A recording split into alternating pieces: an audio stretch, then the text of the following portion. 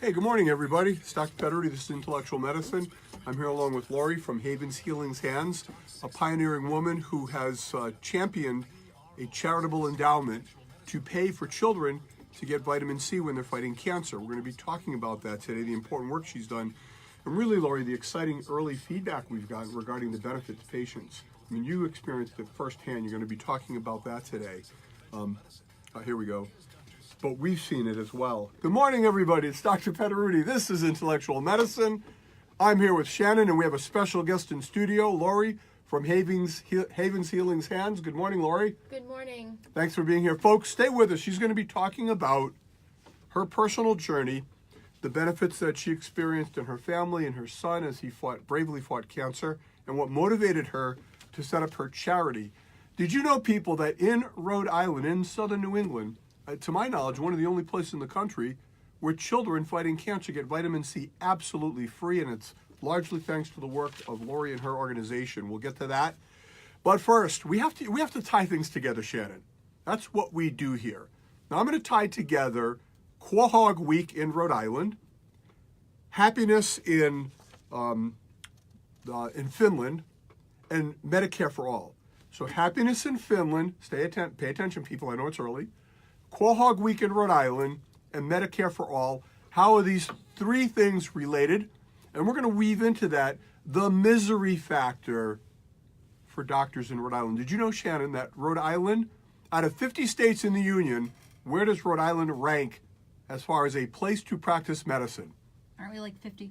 We are. Congratulations. You answered that correctly. We are dead last. How's such a beautiful state dead last? Well, we're going to explain a little bit about that, people. We need to take you inside the belly of the beast. Now, intellectual medicine was founded how long ago, Shannon? Separate, about 4 or 5 years ago, 4 years ago. Mm-hmm. So we launched intellectual medicine with the objective of bringing to the people advances in science and medicine that were not part of the mainstream of healthcare as it is, but nevertheless had growing evidence of value, an extraordinary track record of safety. We wanted to bring to the people of southeastern New England the science, the art, and the benefit of anti-aging therapies in all of its form. Living at your best weight, we're going to talk about the connection between weight and your brain.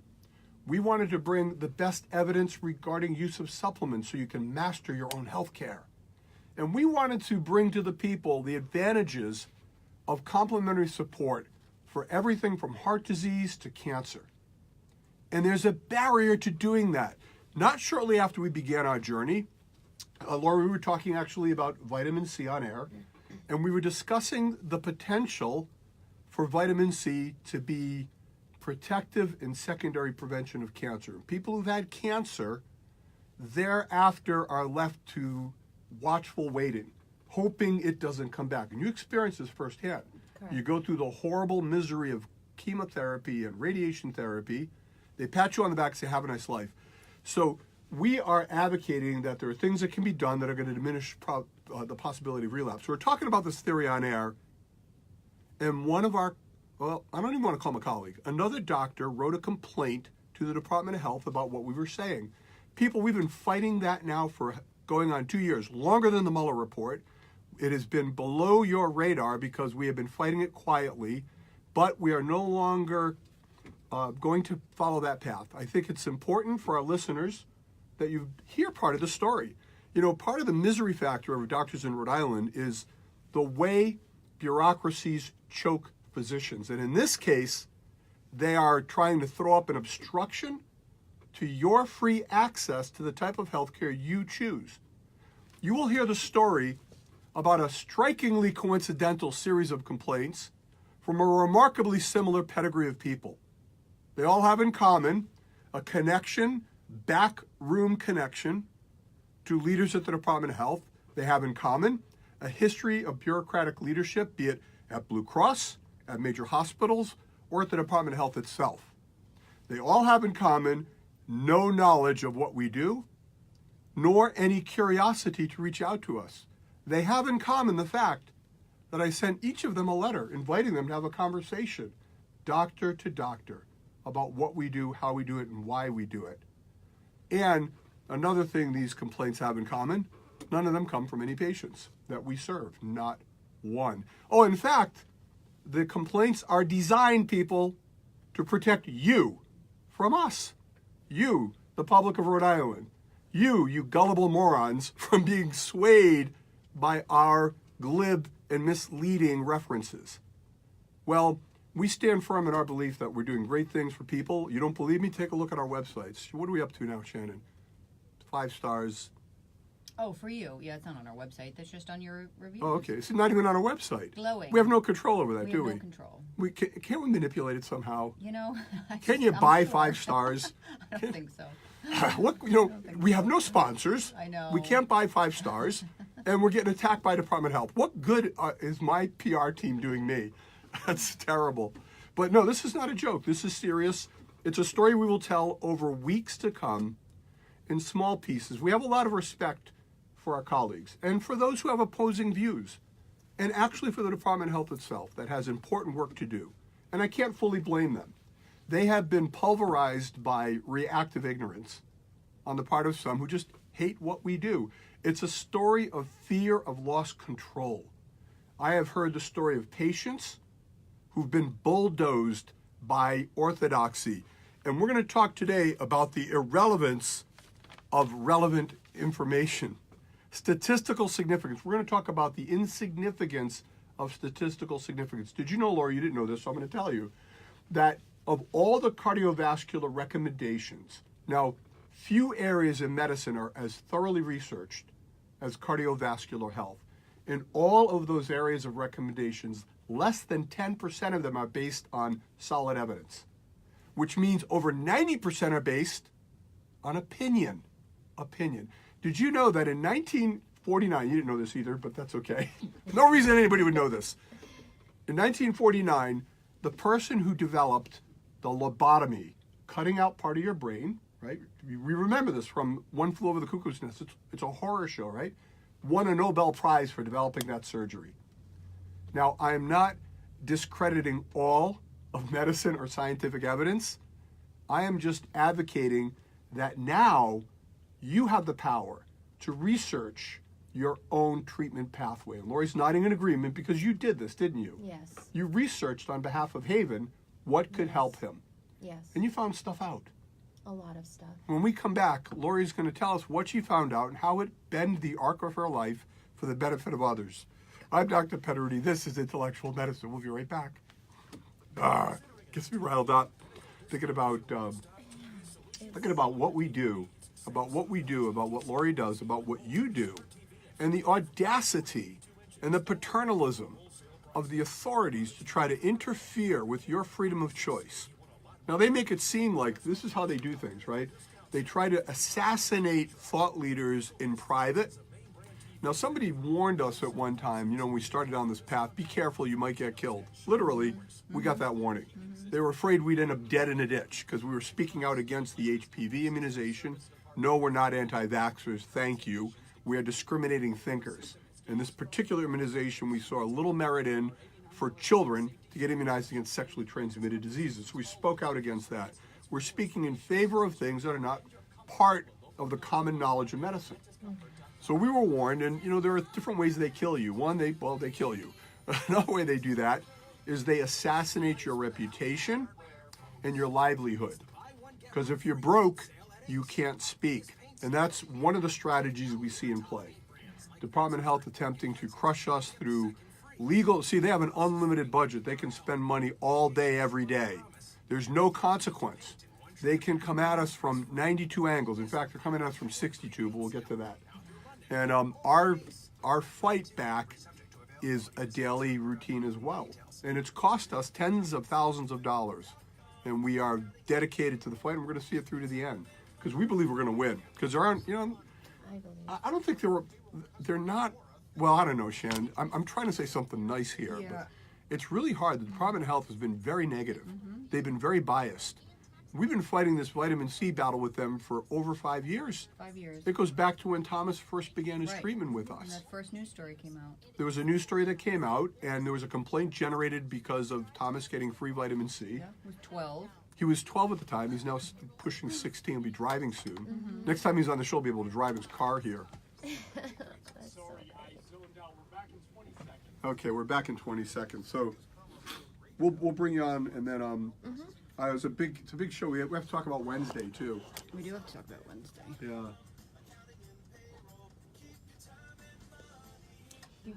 Okay.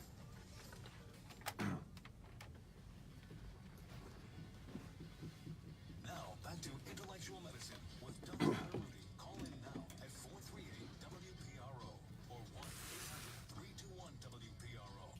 We are back. I'm Dr. Petteruti. You're listening to Intellectual Medicine on WPRO.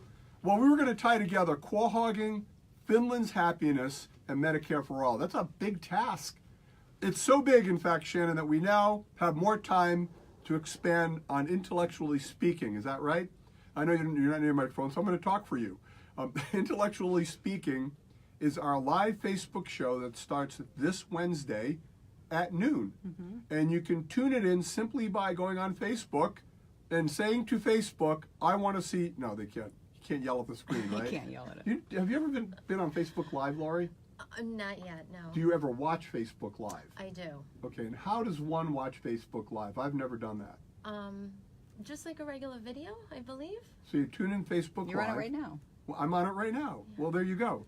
So Facebook Live, we'll be talking about these topics and more, but I promise you we're going to type. Did you know, Shannon, Shannon knew this, I was a quahogger, professional quahogger. My first full-time job was a quahogger. And quahoggers in Rhode Island, Lori, are protected. That is, there's laws that prevent corporations from buying huge ships and dragging the bottom of the bay to scoop up all the clams. And they did that to protect individual quahoggers from losing their livelihood. Now, I think primary care doctors should be protected in the manner that quahoggers have been protected. There's absolutely no benefit to patients when your doctor is employed by a major corporation or a hospital, because your doctor, your advocate, the one who should be most vigorously in your corner all the time, is now answering to the commands of a higher authority that is not in the room, and that's the dude that's writing his paycheck. Look, I don't care if the cardiologist is employed, that's their business. But family doctors, primary care, nurse practitioners, PAs, I propose that there's legislation that makes it illegal for them to be employed. They should all be independent contractors. And if you did that, you would change the face, the texture, and the quality of primary care, I believe. But Lori, we have to talk about you. Part of the reason I brought that up is because doctors sometimes want to talk about vitamin C. They sometimes want to talk about complementary care, but they're afraid to, because if they document that in their note, they can get in trouble. That's crazy. So there you were. Tell us about the early phases. We know briefly, Haven, your son was born and had a childhood form of cancer, went through conventional treatment pathways. Just take us through that story if you can. Okay, so he was diagnosed when he was 27 months with neuroblastoma, a solid tumor. You don't have much time to really think, and they're really already bullying you and shoving chemotherapy and radiation down you without any discussion of anything else. So the conventional treatment left him in a coma for 29 days, and he nearly passed away several times. They were sending us home with hospice, and I did not feel that it was his time, and we had already had begun at that point, when the cancer never went away, to start changing organic eating and supplements. And it was about 8 months. I was trying to find someone who would do vitamin C for children, and Before you got to looking for someone, you were researching this on the internet. Yeah, we had already begun, because he was in a relapse. The cancer never really went away after the entire conventional treatment, and I just, at that point, I was done. Being a massage therapist for 20 years, I had been in the natural fields, and I just began to believe in my intuition and what I thought would be better for him. And you actually went out to Kansas. We went all the way to Wichita, Kansas. Because at that time there was nothing local. There was nothing local. We went to the Reardon Clinic, where 30 years of research have begun for vitamin C, and we had his first treatment, symptomatic, things, because it was a neurological symptoms just went away. His quality of life, he had tumors that had disappeared, and He did not pass on, as they all sent me home and said that. So he So in the was face of that vitamin C therapy, he improved in his clinical appearance and Absolutely. condition. Now, folks, this is what Absolutely. people that are opposed to the possibilities of natural treatments would describe as an anecdote, a placebo, a coincidence. Well, for 30 years, they've been having coincidences like this. But let me put an aside. There are some cancers that end up with a terminal outcome and have a very, very high rate of death as their final pathway, and neuroblastoma is one of them. There have been great advances made in certain niches of cancer treatment, but one of our advocacies is if you have a cancer with an almost certain fatal outcome, the standard of care is no longer enough, and you want to contemplate what else is possible. You knew going out there that vitamin C is not a cure for cancer. You knew going out there that it might improve his quality of life, maybe extend it. But correct me if I'm wrong here, it wasn't as if you were going to go to Reardon Clinic, the cancer is going to melt like a snowball in April and never come back. No. I knew, I've always had hope. The whole point is it's you feel deceived. So to not have those options in the beginning, it's always has made me question, what if we had done that first? Did you ever bring up vitamin C with your Orthodox team? Yes. How did that go? They just, fortunately, they didn't call authorities on us because that can happen. Right. But they just turned their head and they're not supportive in any way of that. Now, we've been doing, So- I want to pivot because that's a beautiful, loving, and also tragic story. And the parts of it that I find most heart-wrenching is the silence and the lack of open-mindedness when it comes to mainstream medicine. It's not as if, folks, we want to say, turn your backs on mainstream oncology. These are good people with good hearts doing good work every day. We simply are inviting open-mindedness, innovation in the face of uncertainty, Correct. and a conversation. Will this cause harm? Question number one. Answer, absolutely not. The risks to intravenous vitamin C are colossally small. Now, you're a loving mom, and before you took that step, you had to know you were going to not do harm to Haven. Correct. So you read the research like we have in the 30 years at Reardon Center and the 5 years at Intellectual Medicine, and the cumulative evidence. Phase 1 studies have been performed, Lori. These are classic Yes. studies to validate safety, and they have validated safety. So we Yes. have step 1, it's safe. Step 2, might it work? Not will it work, do we have a guarantee? The mechanism of actions of vitamin C have been studied for over 30 years. We know that it has a vehicle that can be toxic toward cancer and safe for natural cells. Now let's put in the final piece of the puzzle, a cancer with a horrible prognosis, or conversely, cancers that don't have an orthodox treatment or secondary prevention.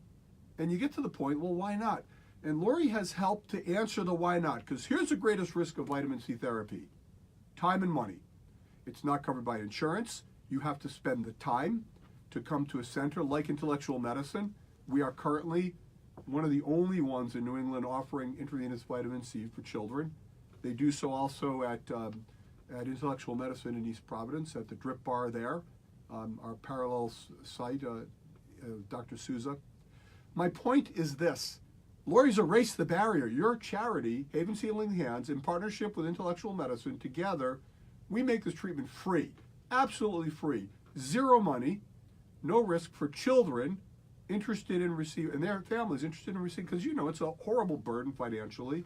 Now here's what's disappointing. I'm going to call them out on air. We have not been contacted by any pediatric oncology group, doctor, hospital, not one. Not one. And why not? Are they afraid to talk to us? Are they going to get in trouble just for dialing our number? I want to have that conversation. And in fact, we're going to send a letter to them this week, and we'll let you know how it goes, folks. I want to have the conversation.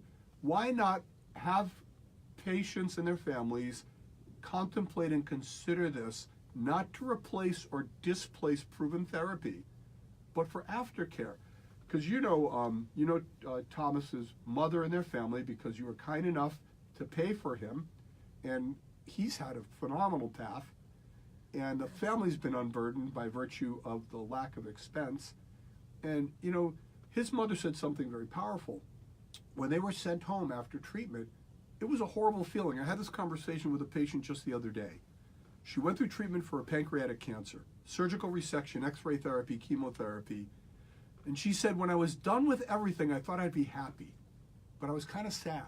It's kind of weird to just be left like, okay, let's hope it doesn't come back. Have a nice day. That had to be a horrible feeling.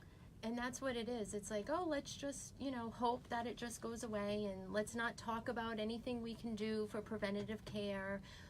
And every story's the same with every mom or dad that I speak to. It's not different for me. It's not different for Thomas. Well, we need to talk about childhood cancer survivors because they're a special group, but they tie into cancer survivors in general. There was a recent study. This one is from the past year, actually. Childhood cancer survivors have a 30-time increased incidence of basal cell skin cancers. 30 times. They have a high rate of cancer relapse, both the primary cancer and this other secondary cancers, because of radiation therapy, sometimes needed to kill the primary cancer, sets them up for lymphoma later in life. There's also a study out there, Shannon found this one, topical vitamin C killing basal cell cancer, skin cancer. High potency topical vitamin C has been shown in a series of observational studies to obliterate topical skin cancer. That's exciting because it reinforces the evidence we have regarding its intravenous benefit. Now let's look at late recurrence of breast cancer. If you've ever had breast cancer in your life, ever, and you get past 5 years and you think that's the bellwether of cure, think again. 13 to 50% relapse rate beyond 5 years of breast cancer. How about colon cancer? After 5 years, 1 out of 12 men and 1 out of 19 women will have relapse of colon cancer. What's going on? It has to do with stem cells that survive chemo, can circulate for years, quietly spitting out new cancer cells. This can be a slow process, which is why we support the secondary approach to making cancer less likely to come back. There are things we know: diet, nutrition, lifestyle, percent body fat, and yes, we theorize intravenous vitamin C used on a regular intermittent basis, and we're doing this for several patients, and maybe it's a happy coincidence, they all seem to be thriving. They are going beyond expectations. A childhood cancer patient who had a 15 to 20% chance of being alive today is thriving. Maybe it's a placebo. I'll take that. We're looking to gather this data, and we're collecting it in intellectual medicine. And we're going to talk more about the journey we face and the Quahog tie-in when we come back. But first, from the Revolution Self-Rush News Center, it's Doug Lizette with the headlines. Hey, Doug. We can say it on air, but when is the comedy show? April 27th. Yeah, why don't you stick around? We'll have Okay. you do that out when we come back. I'm sorry. I Yeah, got no a little worries. wrapped up there.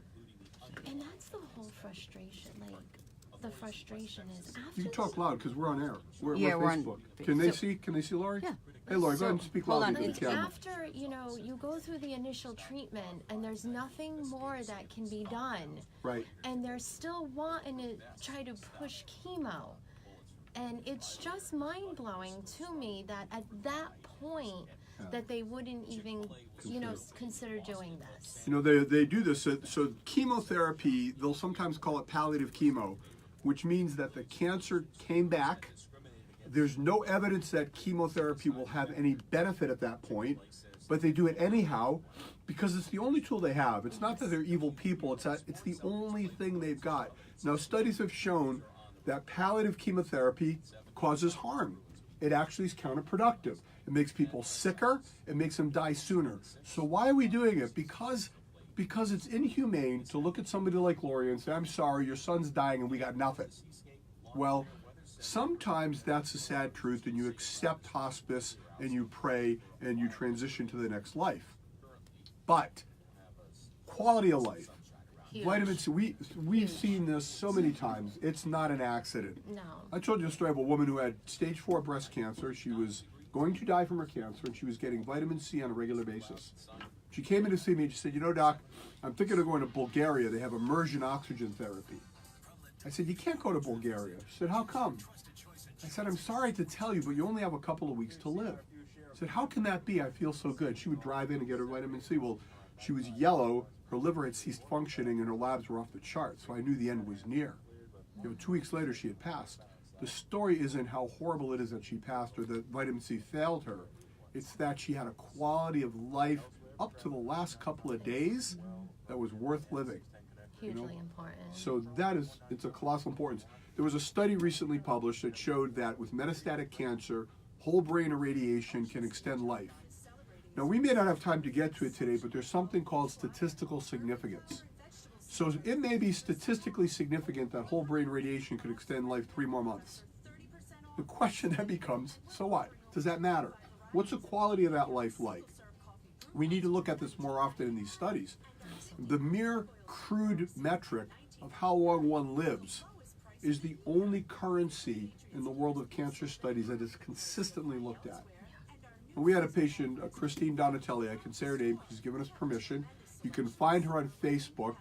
Go there if you have any form of cancer. She's an inspiration and a thought leader, a rational and balanced human being. Christine Donatelli, D-O-N-A. Come on, you're Rhode Islanders, you can spell that. So Christine was on hormone suppression therapy after her stage 2 breast cancer. She felt awful, brain fog, lost libido, vaginal symptoms, hot flashes, felt terrible. She decided to stop her hormone suppression therapy. Against medical advice, I'm not advocating this for all patients, but for some, it's a reasonable consideration. And she made a decision that she'll accept a statistically increased risk of cancer relapse for quality of life, and she added in vitamin C, knowing full well that the vitamin C has a mechanism of action that looks very favorable, but it's unproven. She would accept a degree of uncertainty, as we all must, and she balanced and made her own decision. That's all we're lobbying for, people, that you get the chance to have the information, to make a decision for yourself. There's so many cases where the orthodox approach to care can cause harm, where the research is biased and misleading, and it tilts in favor of interventions. So when we come back, we're going to talk about Lori's charity, about the comedy show that's coming up that we want you all to attend, that will help fund children fighting cancer with vitamin C, because it's a lonely battle out there. And these parents sometimes they feel conflicted. Because they'll go to their oncologist, and the oncologist will look at them sideways and say, don't do that. They feel bullied. Well, right, and they don't, yes. They Yeah. feel bullied. In many cases. Not all oncologists are open-minded, and some of them really do. We had a patient, I don't know if I have time to tell this story. Well, I'm not going to start it, because I think I'll run out of time.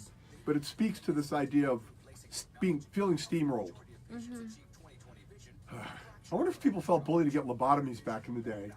I mean, the guy won a Nobel Prize. Imagine looking at your patient and saying, hey, I want a freaking Nobel Prize. I'm cutting your brain out, okay? Okay. All right, here we go.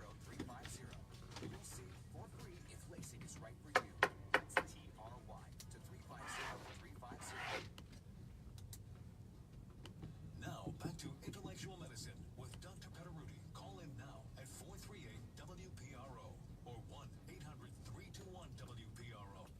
Hey gang, we're back. I'm Dr. Petteruti in Shannon, and this is why we need a Facebook show on Wednesday at noon. There's just too much information to jam into this 1 hour this early to our listening audience sipping their coffee, wondering, how am I going to survive the state of Rhode Island and New England in this era? Well, by golly, by tuning into intellectual medicine, we will win the day. What does it take to change the world? What does it take to change opinion? It takes a couple of people with truth, conviction, and courage. And Lori, you're one of those people. And congratulations on the success of Havings Healing's hands. His memory lives in the good he does for others.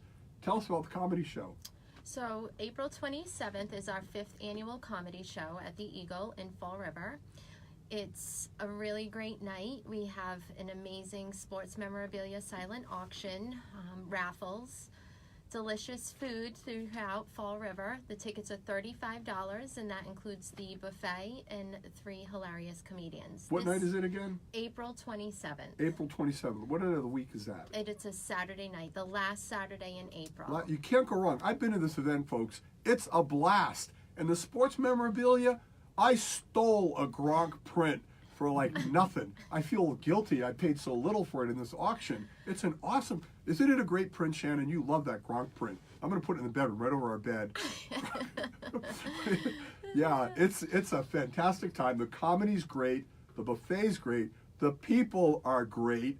The cause is unparalleled. You are going to fund children fighting cancer.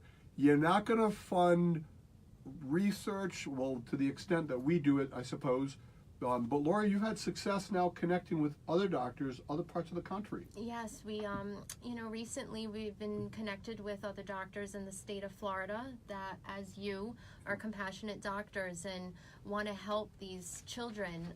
A lot of them, you've already been through the conventional treatment, and they don't have any other options, and they're doing the research on their own and feel very strongly about wanting to receive vitamin C. Right. There's a huge need. There's a huge need for innovation with regard to cancer in general and children's cancer in particular. And once again, we are open to that conversation. We are open-minded to our colleagues in mainstream medicine, and there are some great people out there. I will leave with this thought, and Lori's got to move on, and I got to talk about Quahog.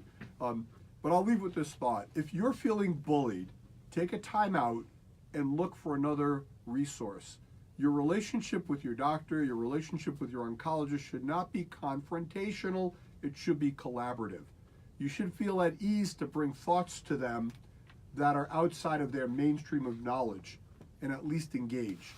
So with that, Haven Sealand's hands. Lori, thanks for being part of us. You can stick around Thank you while I so talk much. about Quahog. And I just want to say one more thing for parents. Feel free to reach us at Haven's Healing Hands 769@gmail.com. You can shoot me an email.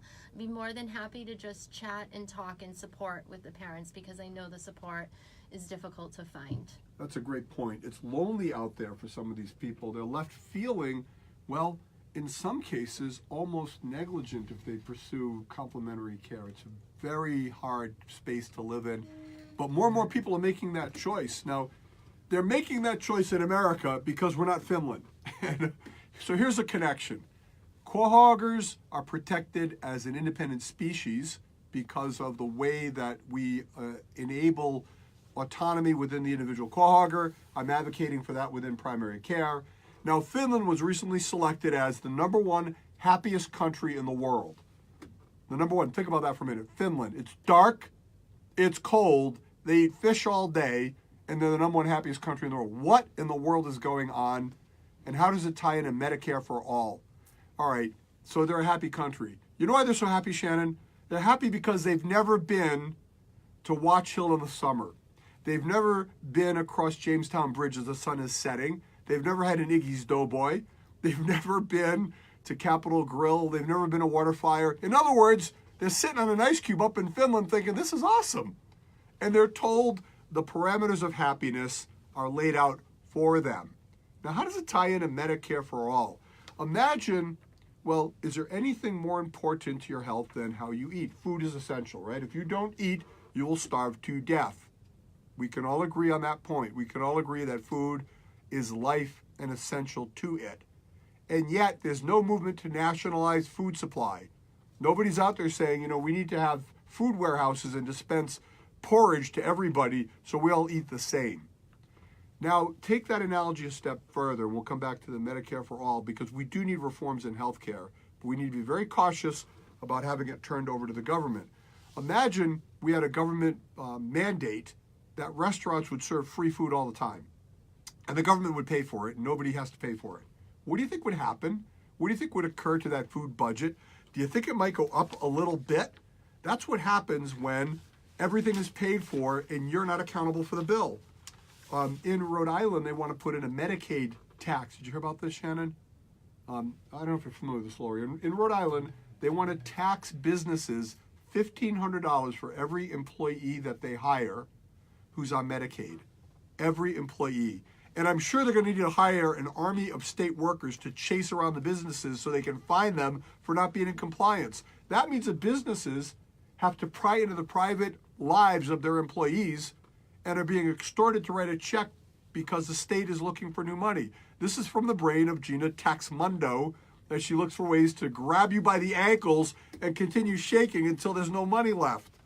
You cannot tax your way to prosperity, people. Medicare for all will explode cost. It is short-sighted. Yes, people, they have socialized care in Europe. Think about this. When's the last time you got up in the morning and said, thank God I'm an American? Oh, wait a minute. I'd rather be in France. I like their quality of life better. I'd rather be, there's a reason we're all here in America, because we happen to love our country. And when we started this nation, we were innovative. We did things nobody else did. Just because other countries do this doesn't mean we have to. There are inequalities in healthcare. There are things that need to be fixed. We talk about those every day. But turning it into a government-controlled entity is kind of scary to think about. We'll talk more about that, but I want to come to a couple of medical issues, Shan. One of them is the great fish debate is on again. The fish oil capsules. Do you take an omega-3, Lori? Yeah. Fish oil, you do. How about you, Shan? You can't swallow anything. Can't swallow them. She can't swallow anything. She can't get anything down. Omega-3 fish oils, DHA and EPA, are the omega-3s that are most prominent within them. Now, it's important to distinguish fish oil from generic omega-3. The fish oil in particular is the one that has been correlated with brain and heart health.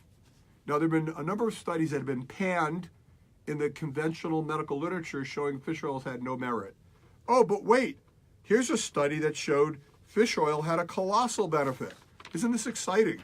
Fish oil in heart disease, 2 grams twice a day, had a huge impact, statistically significant, on reducing events. You know what the difference was in this study versus the others?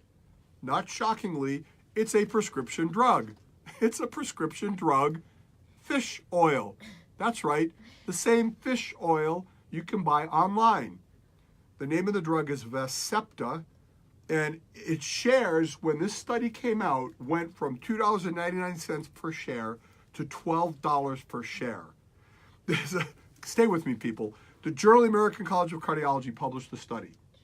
Now, among the things they defined as a cardiac event included people getting stents put in, a procedure which has been shown to be clinically ineffective in many patients. Furthermore, the person who wrote the study was funded by the company. And the person who wrote the study, I read the abstract, had disclaimers that took me 5 minutes to read. The disclaimers were a mile long. I couldn't find a drug company that this dude was not getting money from. Every one of them. Doesn't mean that he's unethical, but by golly, it colors your influence of things. When you take a free lunch, your influence is being colored. And if you don't think it is, then you're ignorant. Because this is true. This is human nature. It's called the law of reciprocity. If I give you a pen, Lori, you will feel good about me giving you a pen, and subconsciously there'll be a desire to reciprocate. So too with lunch, and you can imagine how much more it is when you're getting tens, if not hundreds of thousands. We're not against fish oil, people. We are in favor of transparent and honest reporting in science and in literature. Do we have time to tell people about eggs? We don't. People, they want to know about eggs, Tyler. Do you eat eggs? All right, when we come back, we're going to tell you whether or not you should eat eggs. Dr. Petteruti, this is Intellectual Medicine. We'll be right back. All right. That's good information. So, You're really just well, doing some good work. Thank you. You want to know where the information comes from? So this will be in headlines. And it'll be, the headline's going to be, new fish oil drug decreases cardiac events 30%. The small print says, if you're a diabetic with prior heart disease, and the smaller print says, the initial study didn't show much benefit. So they extended the study and they looked for other outcomes and they collected them all and they came to this conclusion. All you need to sell a drug is one good headline. And journals, like the Journal of the American College of Cardiology, make huge money out of reprints. You know what that dynamic is? See, people don't know this. Hey, you need to know this. A reprint is when the drug company goes to the journal and says, we want 10,000 copies of that study to give to our sales force to take out and give to doctors. 30 to 50% of the income from these journals comes from reprints.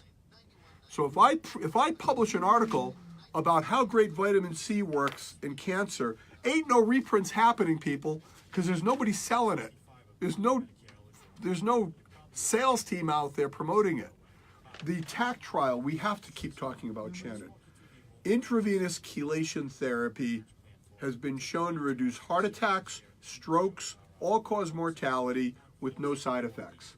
It's a fantastic opportunity for people fighting heart disease peripheral vascular disease, people that had strokes. And yet, even now, few people have heard about it. Even advanced thinkers like Lori probably haven't heard much about chelation. Just a little bit. A little bit. And Lori's plugged in. My point is that we need this information. You need this information. It needs to be disseminated, and it gets buried because it's not in the interest of the corporate entities that make money putting stents in you, that make money selling you drugs. Nothing wrong with these companies making money. In fact, there's good evidence that profit is good for medicine. The problem is when they manipulate their power to monopolize information. And that's what happens when they try to crush us. We're one of the small voices that are advocating against that mainstream. Do you have places to go? Do you want to hang out? I'm interested in learning about the eggs. Okay. Lori wants to hang out. She wants to find out about the eggs. They're good, bad, they're good, bad. It's exhausting. Should we talk about Roundup and the jury finding that it caused cancer? Don't we know this? How are we still talking about that? How about exercise? You want to know if 10 minutes of exercise will help you live longer? Or the article, Did you read it? right? Well, abstract and conclusion, pretty much. It's in I our. had a couple minutes this I should morning. mention it, huh? You know what it is? We have like 10 minutes. We're going to bang through a couple of headlines. How's that? 10 seconds. All right. 10 seconds. We did this. We did this.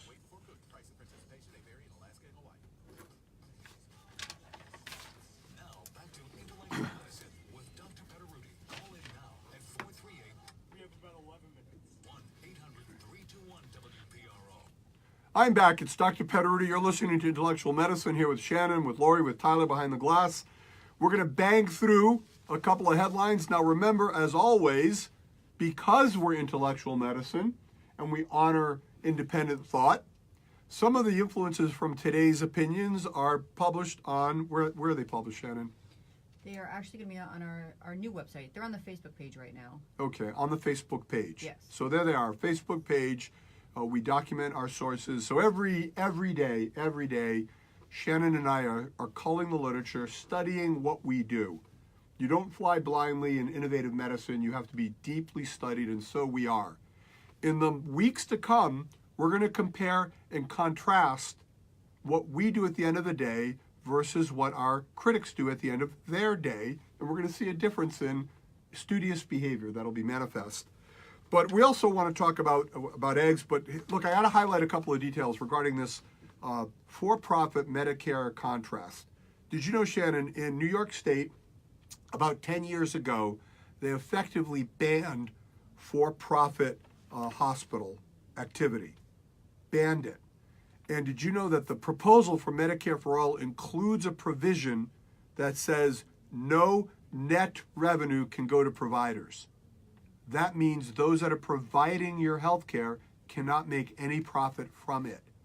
There's also a provision that eliminates control of patents by companies. So if the federal government doesn't think that you're behaving properly with your patent, they take it from you. This is a provision in the Democrats' Medicare for All proposal. The federal government can take your intellectual property. If you have a new patent and they don't like the way you're promoting it or marketing it, they can take it from you and give you reasonable compensation. The bureaucrats are ruling the world. This is sickening. This cannot happen. Anyhow, in New York, 10 years ago, they do this, right?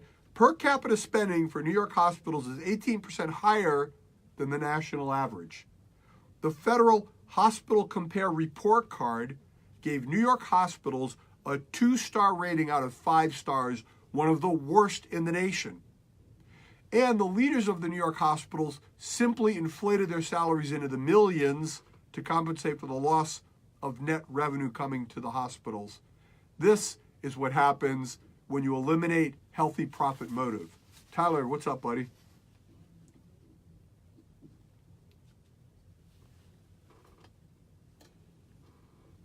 Oh, that is pretty awesome. I don't know if we'll have time, but let's have them hold for a moment and we'll see. Because I've been promising about I gotta get to the eggs. So here it is. Are eggs good or bad? The latest headline was, eggs are bad. That's the new one, right? They're going to kill us. Here's what I know for certain people, and you don't need a study to prove this. 100% of the people who eat eggs someday are going to die. Okay? You will agree with that. But here's the thing with the egg studies. Part of this is they're not all the same. So you have eggs that are laid by factory chickens. Those eggs come from a stressed animal, and they produce a yolk that is high in omega-6, which is pro-inflammatory. You get an egg from a farm with a little chicken walking around, like chickens are supposed to, laying a regular chicken egg.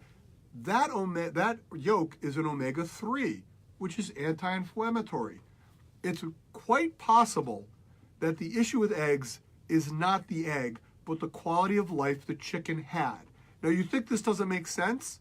How about sushi? When you go down to Point Judith and the Japanese purchasers are buying tuna, if it's caught with rod and reel, it's worth $10,000 or more. If it's caught with a spear, it's worth $2,000. The difference is the stress the animal encounters when being speared instantly changes the cellular structure of the meat of the animal, altering its flavor. Think about that for a moment as you're contemplating food sources. That if you can afford it, you go to Stamp Farm and you buy your eggs from the farm or some other like source. I get it, folks. If you're broke, you take your chances, you get the cheap factory egg. That's okay. So beyond the study is the food science that affects our thoughts and our behaviors.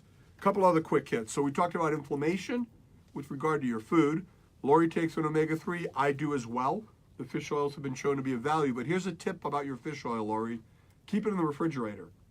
Because it's a fish oil, it will go rancid in your cabinet.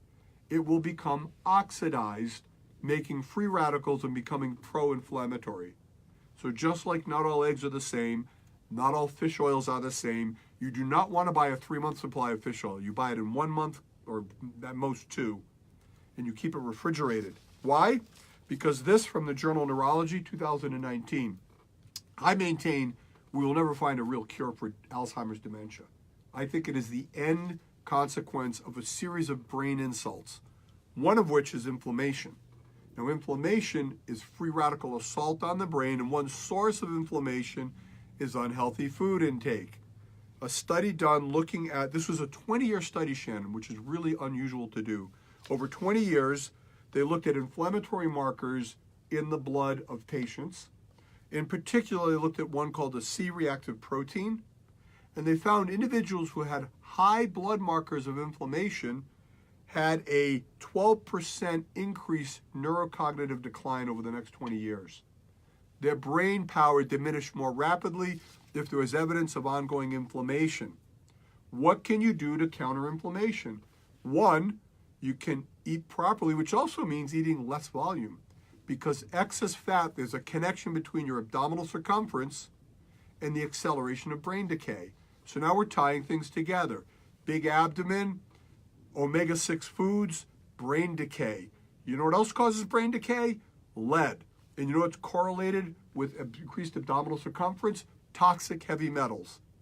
If your body were a Superfund site, the government would pay to get the lead and cadmium out of you that is in your bones as we speak. These are carcinogenic. They're brain rotters. At Intellectual Medicine, at the Drip Bar in East Providence with Dr. Souza, and at Intellectual Medicine in Warwick, we can test for the stored amounts of lead and other heavy metals in your body and devise a means of diminishing them. These are the components that we believe are going to play into this long-term health outcome for people, part of that 120-year lifespan that we aspire to. So I eat eggs every day. Some people say, oh, you should eat oatmeal with nut. Well, you know, oatmeal's a little bit fattening. Shannon, you don't even eat breakfast, do you? Rarely? You have Protein bar every day. protein bar every day? Mm-hmm. What was your breakfast? Did you have breakfast yet this morning, Laura? I had a protein bar. Protein bar, right. I'll vote for that, too. So how do we do? Do we hit all of our headlines, Shan? Is there any critical information missing out there? Well, you know, when we tune in on Wednesday, we're going to talk about the jobs in Rhode Island and the fact that we're on the cusp of calamity with 3,000 jobs lost or diminished from December to February. We're going to talk more about late recurrence of cancer. And you know what? For our inaugural show on Facebook Live, I'm going to walk you through the mechanism of action of vitamin C. It'll be in layman's terms. Trust me, it'll be fun, it'll be informative, and it won't be boring, and I will have you understanding the elements of vitamin C, and then we're going to take them inside. So the same thing, by the way, that I was cited for, the same topic of secondary prevention of cancer, vitamin C for cancer, I've been invited to give a lecture at the International Conference of Anti-Aging Medicine in May. I'm going to be one of the featured speakers highlighting this talk. I wonder if they'll take me away in handcuffs. Hey, do we have time? Is our caller still on the line? Oh, we lost him? Okay. Anyhow, he was for the Center for... Right on Center. Monique, you know, do we have information? I can contact her later. We could set her up for a future show.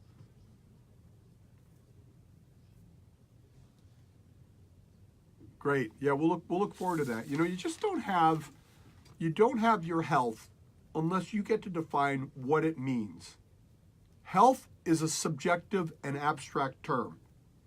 Some people, like Christine Donatelli, define health as feeling well, even though she is avoiding and eliminating treatments that can diminish her risk of relapsing in cancer. Her definition of health is different from her oncologist. Lori had a different definition of health for her son, for herself, for her family. And she pursued that definition to her satisfaction. And you know, we've known each other for quite a while now. And I'm going to venture to say that even in Haven's death, there's comfort knowing that you walked that walk, that you went that step. There's no regret, nothing left behind. You know, Shannon asked me something I thought very insightful. She said, you know, if you died, like now, you found out you're dying, would you have any regret about what you've done, the way you've managed your health? And, you know, I thought about that. I said, no, not really. You know, I take testosterone therapy because it maintains youthful vitality. I do an intravenous treatment every month at least for reduction of heavy metals and general health support. I take an array of supplements I'll be glad to share with you. In fact, I will be featuring them in my soon-to-be-released book on how to live to be 120. So this is our definition of health, people. It's your definition, not mine. It's not the government's. It's not a political party's. It's not the Department of Health telling you what to do. It's you being given information and having the freedom to choose how you're going to react to it. Our thanks to Lori and to Haven Sealing's Hands and to the comedy show the last Saturday in April. You can find out about it on the website. Until next week, I'm Dr. Steve Petteruti. This is Intellectual Medicine. We're wishing you 120 youthful years.